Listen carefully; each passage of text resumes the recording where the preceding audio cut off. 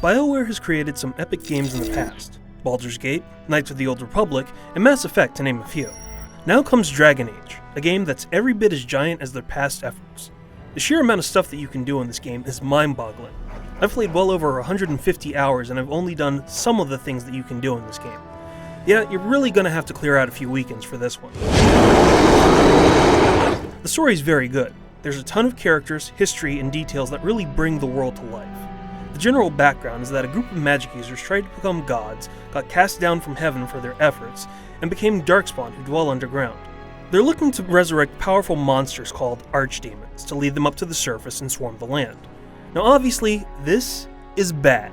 You pick one of 6 possible characters and you become a key figure in the Resistance. Now I'm glossing over pretty much everything, but you really should know that the story is very gripping and satisfying in the end once you complete it.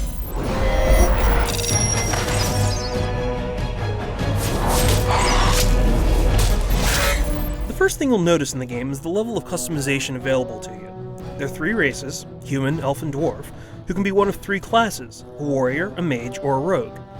Each race has 2 different backgrounds that change how the world treats you, and each class has 4 specializations that will grant them special abilities. The impressive part about this is that the backstory of whatever race and background you choose can change the game drastically. In terms of graphics, the game looks really sharp on the PC. There's little pop-in or screen tearing, and there's some really good texture work. Unfortunately, the console versions look a lot muddier and there's a lot more hitches here and there. Now if you have the option, and the computer that can support it, definitely go for the PC one.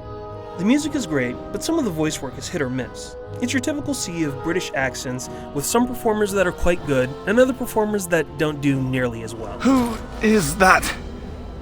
Grey Wardens? Well, he's not half as dead as he looks, is he?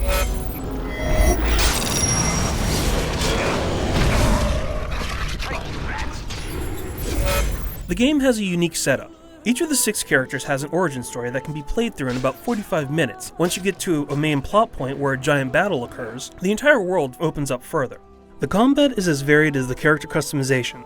Now theoretically, you can play it in real time on the PC, but if anyone does, I want proof of it in video. That's simply because given the sheer amount of enemies you fight, each one with their own unique tactics, and your other party members, playing in real time is practically insane.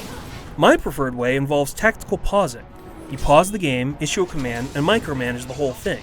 I stress all of this for the PC, because the console version is really designed around action instead of micromanagement. You have quick slots for skills and a radio wheel to issue commands, and auto-locking targets whenever you get into combat. You should be aware, though, that the heightened focus on action makes the gameplay much easier than it is on the PC. In fact, it's entirely possible to play large chunks of the game without even pausing once. One thing to note, however, is that the console version doesn't have a top-down camera view, which can limit some of your tactical decisions. The console version isn't broken in any way, but I did feel that there was a greater degree of options on the PC side. One great thing in all the versions is how you interact with your party. The decisions that you make during the game will make them like you a little bit more or a little bit less, which can lead them attacking you or potentially even leaving if they really start to hate you. Now if you build a good relationship, they can teach you abilities or unlock side quests. This entire thing is a lot to take in, but all of this affects how you lead your troops. It's really great to see that your actions actually have consequences on your entire party.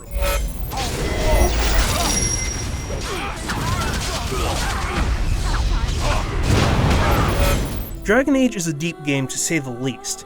I've been going on for a while and I still haven't really scratched the surface. There's a ton to do in the game, and you'll actually want to replay it as different characters just to see the results of different decisions you make. And seeing how BioWare set this game up with expansions and downloadable content in mind, you'll probably be playing this for a really long time.